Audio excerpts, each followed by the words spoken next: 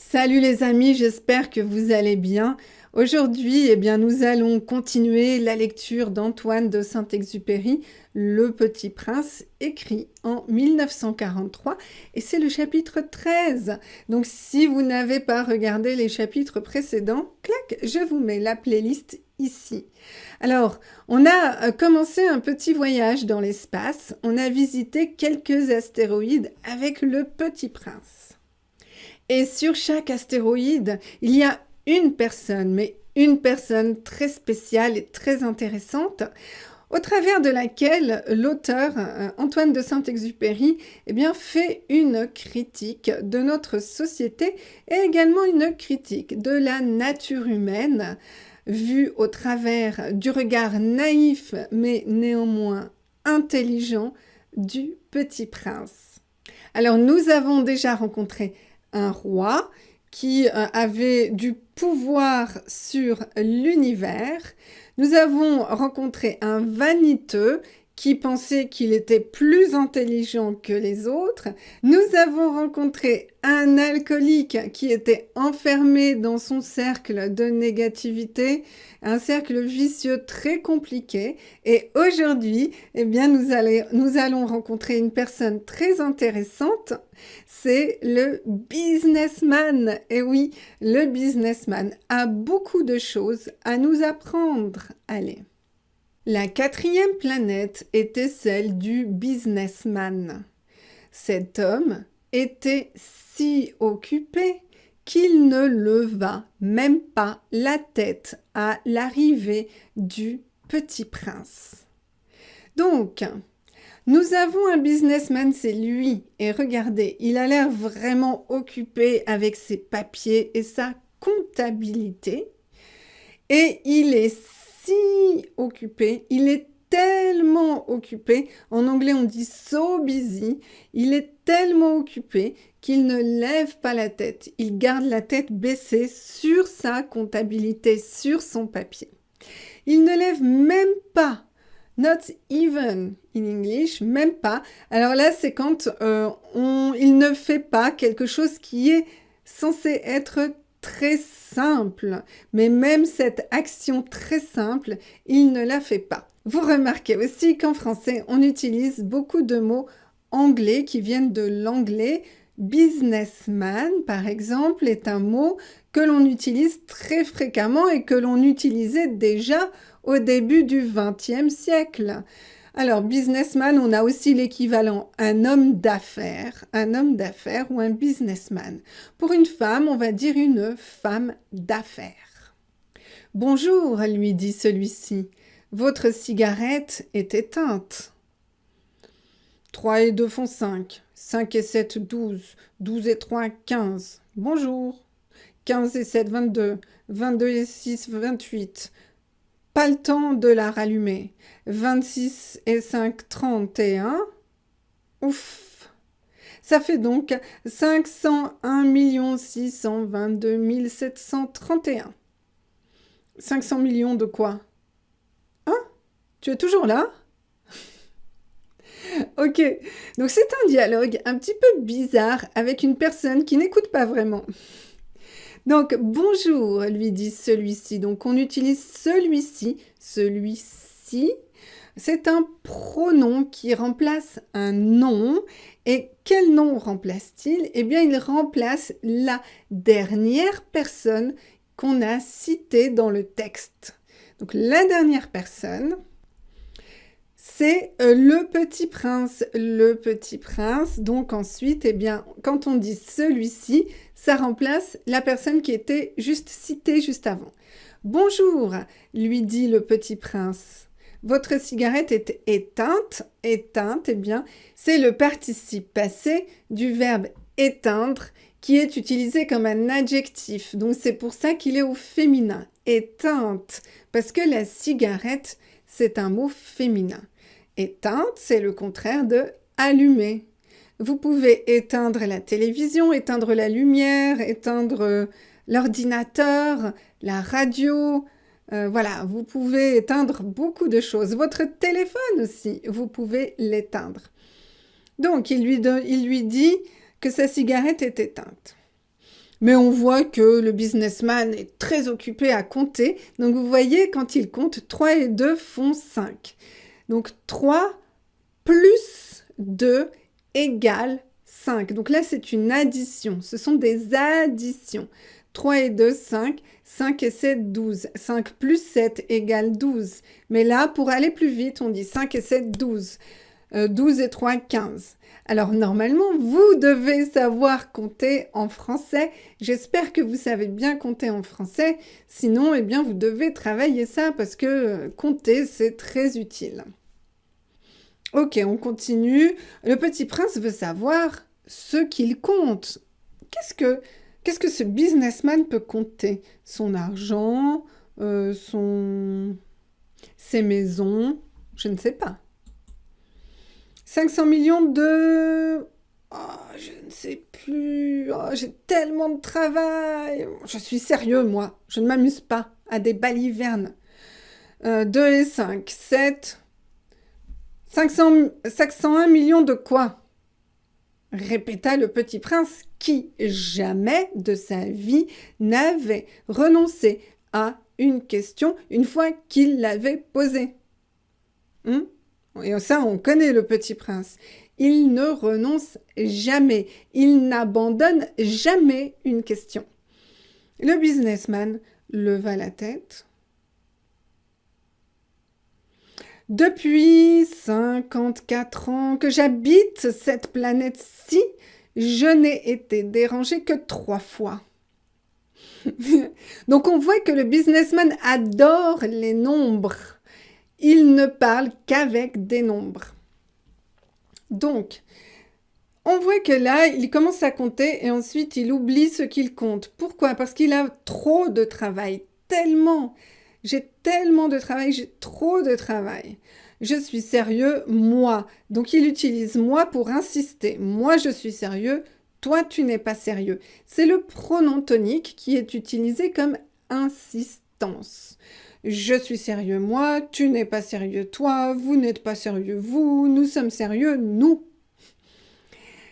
Je ne m'amuse pas à des balivernes. Les balivernes, ce sont des choses qui ne sont pas importantes, qui sont stupides, qui sont idiotes, et qui sont pour les enfants, qui sont... voilà, donc tout ce que le businessman n'aime pas.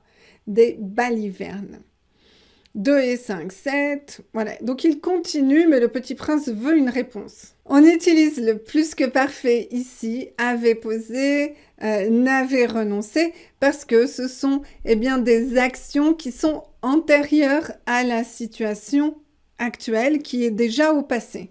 Donc c'est le passé du passé, le plus que parfait. Ok.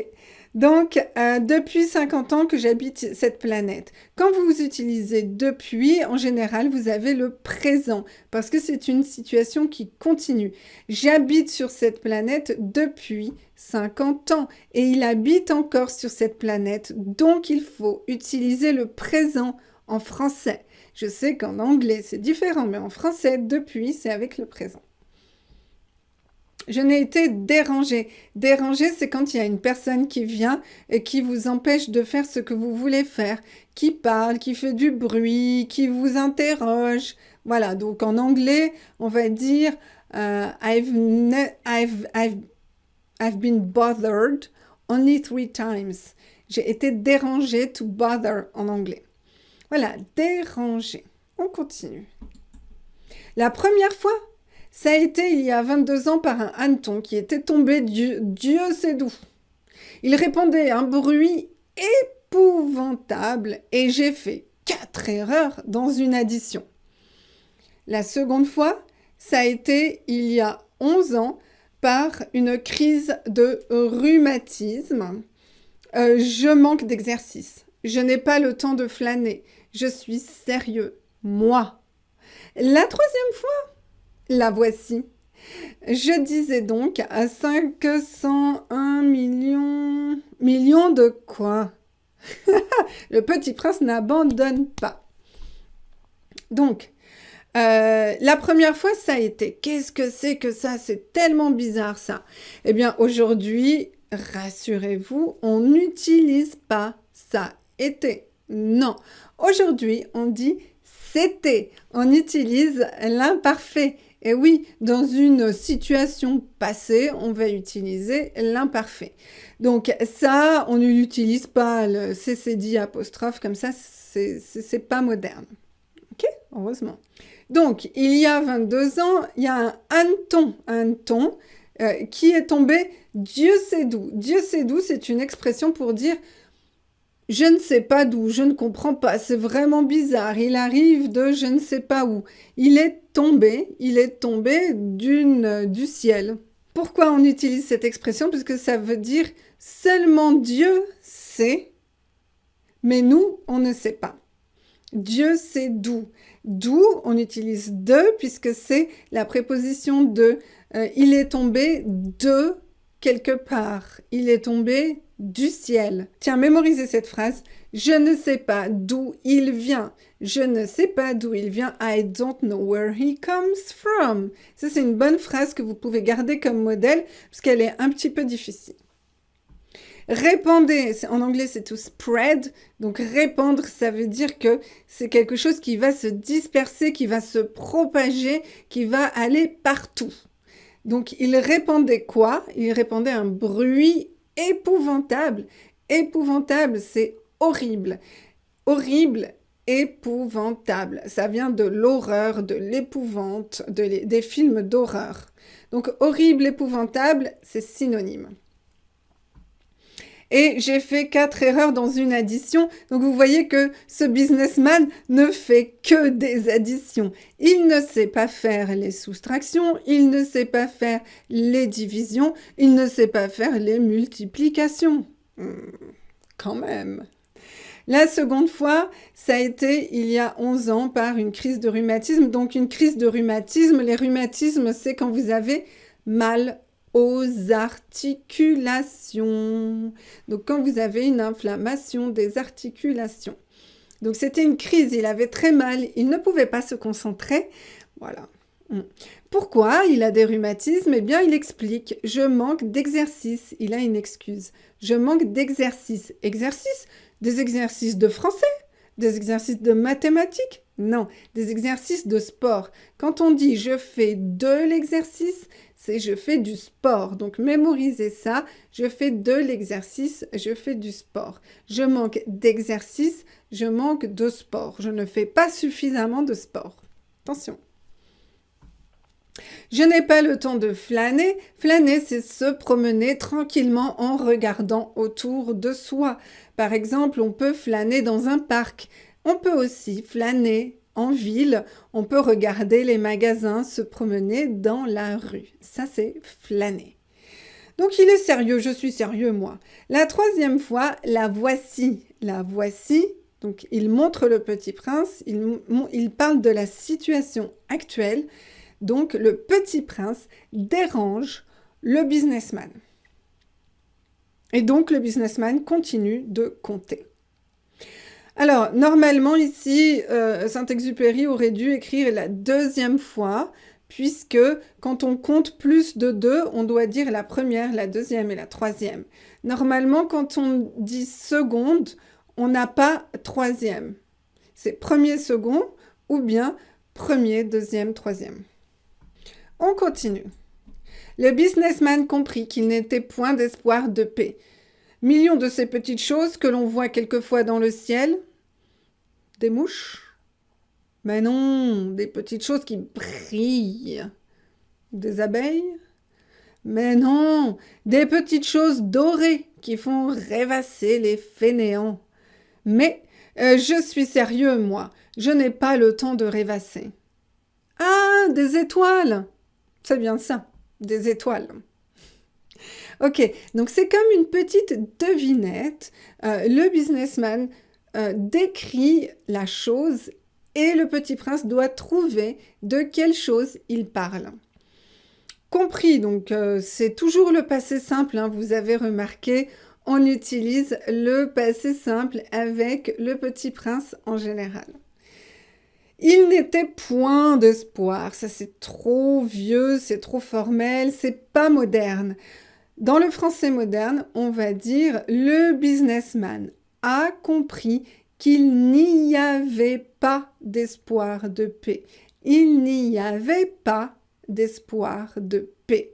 De paix, ça veut dire que ça vient de l'expression avoir la paix. Avoir la paix, c'est être tranquille. Être tranquille pour faire ce qu'on a envie de faire. Mais il ne peut pas avoir la paix puisqu'il y a quelqu'un qui le dérange. Donc avoir la paix, être dérangé, c'est opposé. Donc le petit prince pense qu'il compte les mouches, mais c'est un peu bizarre de compter les mouches. Il pense qu'il compte les abeilles. Bon, c'est un peu bizarre de compter les abeilles. Et ensuite, il comprend que ce sont des choses dorées. Donc doré, ça vient de l'or. C'est l'adjectif doré, féminin pluriel, puisque le mot chose est féminin pluriel. Qui font rêvasser. Rêvasser, c'est rêver, mais c'est quand vous rêvez et que vous ne dormez pas. Vous ne dormez pas et vous pensez à plein de choses comme ça. Donc rêvasser, par exemple, un enfant à l'école regarde par la fenêtre et rêvasse en pensant à son week-end pendant lequel il pourra jouer au football avec ses amis. Ça, c'est rêvasser. D'accord? Mais lui, lui, il ne rêvasse pas. Qui rêvasse? Eh bien, ce sont les fainéants. Les fainéants rêvassent. Les fainéants, ce sont des personnes qui ne sont pas travailleuses, qui n'aiment pas travailler, qui préfèrent ne rien faire. Donc, ce sont les fainéants. Travailleurs, fainéants. Travailleuses, fainéantes. Voilà, lazy en anglais. En français, on a un synonyme, c'est paresseux. Paresseux, fainéant sont synonymes. Mais je suis sérieux, moi, donc il utilise le pronom tonique pour dire que lui est sérieux, mais pas les autres. Je n'ai pas le temps de rêvasser. Et il comprend donc, le petit prince comprend qu'il compte les étoiles. Mais pourquoi compter des étoiles? C'est tellement bizarre et puis c'est tellement difficile. Et que fais-tu de 500 millions d'étoiles? Que fais-tu? Donc question formelle avec inversion, sujet, verbe. Que fais-tu? Vous pouvez aussi dire qu'est-ce que tu fais? Qu'est-ce que tu fais? Ou tu fais quoi? Tu fais quoi? Que fais-tu? C'est trop formel, ne l'utilisez pas si vous parlez avec des amis. Non. Qu'est-ce que tu fais de ça? Ça veut dire qu'est-ce que tu fais avec ces étoiles? Mais en général, on utilise la préposition de. C'est plus joli. Le businessman continue à compter 501 522 731. Je suis sérieux, moi. Je suis précis. Et que fais-tu de ces étoiles? Répète, répète. Que fais-tu? Ce que j'en fais. Ce que j'en fais. En. C'est le pronom en parce qu'on dit je fais quelque chose de ces étoiles. Voilà. Que fais-tu de 500 millions d'étoiles? On a la préposition de, donc on va remplacer par le pronom en. Ça, vous connaissez. Ce que j'en fais. Donc, on va pas dire qu'est-ce que j'en fais, on va remplacer qu'est-ce que par ce que. Ce que j'en fais? Oui, rien. Je les possède. Tu possèdes les étoiles? Oui. Mais j'ai déjà vu un roi qui... Les rois ne possèdent pas. Ils règnent sur. C'est très, très différent. Là, on voit l'analyse sociale faite par l'auteur. On va en parler après. Je suis précis, donc c'est quelqu'un qui est précis, c'est la précision. C'est le contraire de approximatif. Approximatif, précis. On ne prononce pas le S, on prononce le S au féminin. Je suis précise. Féminin parce qu'on ajoute un E. Et que fais-tu de ces étoiles? Ce que j'en fais, rien, je les possède. Posséder, c'est avoir, mais ce sont des choses matérielles que l'on possède, comme une maison, comme un ordinateur, comme un téléphone. Tu possèdes les étoiles. Mais j'ai déjà vu un roi qui, il ne peut pas terminer sa phrase, puisque le businessman a une opinion très claire des rois. Il dit les rois ne possèdent pas, ils règnent. Régner, ça veut dire qu'ils ont le pouvoir.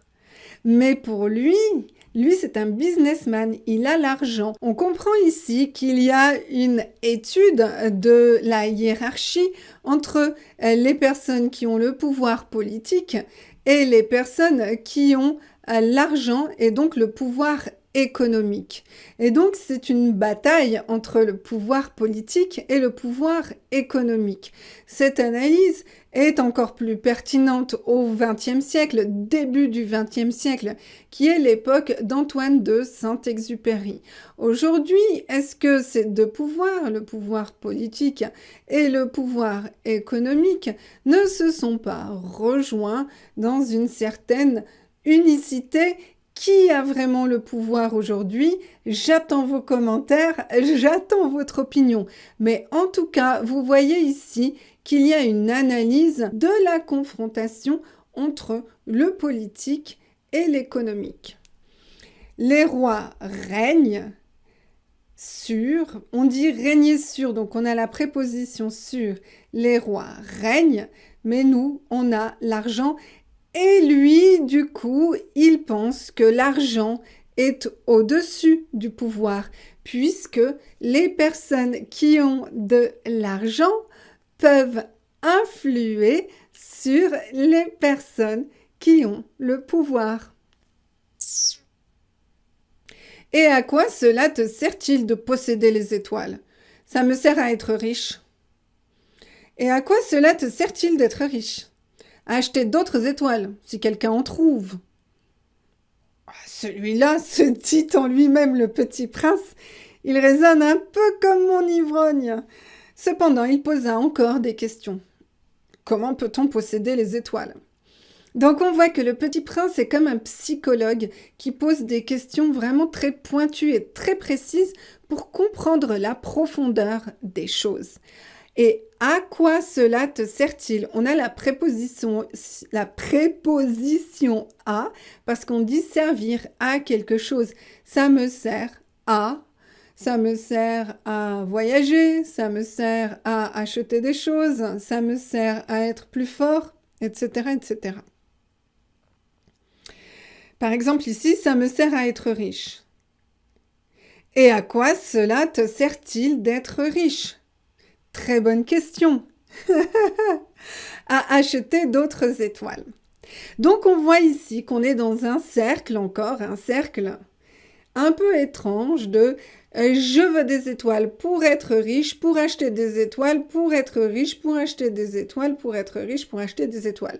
Si vous avez regardé le chapitre précédent avec l'ivrogne, eh bien c'était un peu la même chose. Il était enfermé dans un cercle vicieux, dans un raisonnement qui se mord la queue. On dit un raisonnement qui se mord la queue, puisque c'est comme un serpent qui se mord la queue. Donc ce raisonnement tourne en rond, comme un hamster qui tourne et qui ne comprend pas ce qui se passe. Donc, il y a aussi une comparaison entre la personne qui est riche et l'ivrogne. L'ivrogne, c'est, j'ai oublié de vous expliquer, l'ivrogne, c'est alcoolique. Ivrogne, alcoolique, c'est synonyme. Donc, il y a une comparaison entre l'alcoolique du chapitre précédent et le riche. Comme si être riche est également une addiction qui ne fait que grandir et que grandir et que grandir, et nous enfermer dans un cercle qui n'a pas de fin, un cercle d'insatisfaction permanente. Donc c'est très intéressant ici de comparer le fait d'être riche à l'addiction du chapitre précédent. Comment peut-on posséder les étoiles? Bah oui, alors ça c'est difficile parce que posséder de l'argent, d'accord, mais les étoiles? Bonne question. À qui sont-elles? Riposta grincheux le businessman. Je ne sais pas, à personne. Vous voyez, j'ai fait comme les Français. Je ne sais pas, à personne. Alors elles sont à moi, car j'y ai pensé le premier. Ça suffit? Bien sûr. Quand tu trouves un diamant qui n'est à personne, il est à toi. Quand tu trouves une île qui n'est à personne, elle est à toi. Quand tu as une idée le premier, tu l'as fait breveter. Elle est à toi. Et moi, Je possède les étoiles puisque jamais personne avant moi n'a songé à les posséder. Ah, CQFD, c'est ce qu'il fallait démontrer. Alors là, il est très très très content, le businessman. Il a un raisonnement très très logique. Très logique, très logique. On verra. À qui sont-elles, les étoiles? Riposta grincheux le businessman. Riposter, ça veut dire répondre à une attaque par une autre attaque. Donc la première attaque, c'était la question. Et lui, il répond par une autre question. Donc il répond par une question à une question. Grincheux, c'est de mauvaise humeur. Mauvaise humeur. Donc voilà. Et donc le petit prince doit répondre. Et il a une réponse à personne. Personne, ça veut dire no one en anglais. Personne. Zéro personne. Quand vous n'avez pas le chiffre avant, ça signifie zéro personne. Une personne, deux personnes, personne. Zéro. Personne, une personne, deux personnes, trois personnes. Ok, vous avez compris? Donc personne. Donc elles sont à moi car j'y ai pensé. I parce qu'on dit j'ai pensé à ça. J'ai pensé à, préposition à, donc le pronom I. Ça suffit? It's enough? Ça suffit? Bien sûr. Vous avez compris le raisonnement, j'imagine, et c'est vraiment très intéressant. Encore une critique de la conquête. Une critique ici, quand tu trouves une île qui n'est à personne, elle est à toi. C'est une critique de la conquête territoriale. Quand les explorateurs sont partis, par exemple, explorer l'Amérique, ils ont dit que l'Amérique était à eux, même s'il y avait des personnes qui étaient déjà sur le territoire. Alors c'est une critique de comportements anciens, même si on peut retrouver ces comportements encore aujourd'hui. Et par exemple, eh bien, nous avons ces questions à propos de la planète Mars, par exemple, ou de la Lune. Est-ce que ces territoires qui vont être découverts ou qui ont été découverts peuvent appartenir à quelqu'un? Peuvent-elles être exploitées par une société particulières? Peuvent-elles être exploitées par un État? Doivent-elles appartenir à quelqu'un? Va-t-on découper encore la planète Mars en plusieurs morceaux pour la distribuer aux gens? On ne sait pas.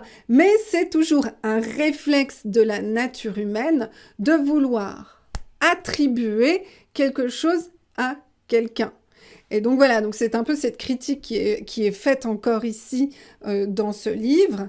Et là, vous voyez, quand on a une idée, alors même l'idée, eh bien, on l'a fait breveter. Breveter, c'est mettre un brevet, faire un papier qui dit que cette chose vous appartient et que personne ne peut l'utiliser. Donc quand vous avez une idée, une invention, eh bien, vous faites un brevet à votre nom pour que personne ne puisse l'utiliser. Et là aussi, c'est très intéressant aujourd'hui qu'on ait des questionnements philosophiques sur le brevet. Est-ce qu'une invention peut vraiment appartenir à quelqu'un? Qu'est-ce qu'une invention? Qu'est-ce qu'une découverte? Donc tout ça est très intéressant et ce sont des questions philosophiques et même des questions sociales très importantes. Personne avant moi n'a pensé, n'a songé à les posséder. Personne n'a pensé. Donc si personne ne pense à ça, eh bien, si je suis le premier à le trouver, eh bien, ça m'appartient. Et aujourd'hui, eh bien, vous pouvez aussi acheter votre étoile sur Internet et donner votre nom à une étoile. C'est incroyable, comme quoi Saint-Exupéry, eh bien, avait anticipé la folie de l'être humain. Allez, on continue. Ça c'est vrai, dit le petit prince. Et qu'en fais-tu? Je les gère, je les compte et je les recompte, dit le businessman. C'est difficile, mais je suis un homme sérieux. Le petit prince n'était pas satisfait encore. Moi? Si je possède un foulard, je puis le mettre autour de mon cou et l'emporter. Moi, si je possède une fleur, je puis cueillir ma fleur et l'emporter. Mais tu ne peux pas cueillir les étoiles. Ben non. Donc, qu'en fais-tu? Que fais-tu avec ces étoiles? Que fais-tu de ces étoiles? Je les gère. Je les gère, c'est le verbe gérer et ça veut dire s'occuper de quelque chose, manager quelque chose. Donc on peut gérer une entreprise, gérer un dossier, gérer des clients. Donc c'est un verbe qu'on utilise beaucoup dans l'entreprise. Donc il les gère, donc il les compte et il les recompte. On ajoute re pour dire qu'on fait la chose une deuxième fois. Ok. Il les recompte parce qu'il est sérieux. Mais bon, le petit prince, voilà, il n'est pas satisfait. Il va plus loin, il réfléchit plus loin. Mais si je possède un foulard, hop, voilà un foulard. Bon, celui-là, il est très très grand. C'est un foulard indien, mais ça va très bien avec les habits marocains, j'ai remarqué. Les tissus indiens et les tissus marocains vont bien ensemble. Donc, je possède un foulard, je peux le mettre autour de mon cou et l'emporter, le prendre avec moi. Et une fleur, si j'en possède une, je peux la cueillir et je peux l'emporter. Mais une étoile, tu peux cueillir les étoiles?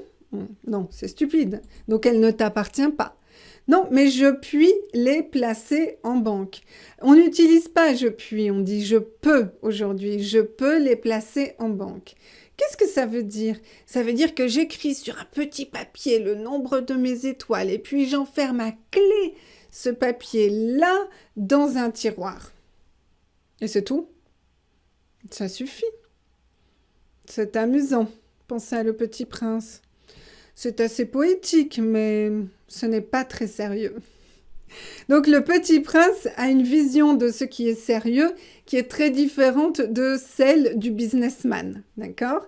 Donc, je peux les placer en banque, je puis, c'est une ancienne façon de dire je peux les placer en banque, vous les mettez à la banque. Le Petit Prince ne comprend pas qu'est-ce que c'est une banque.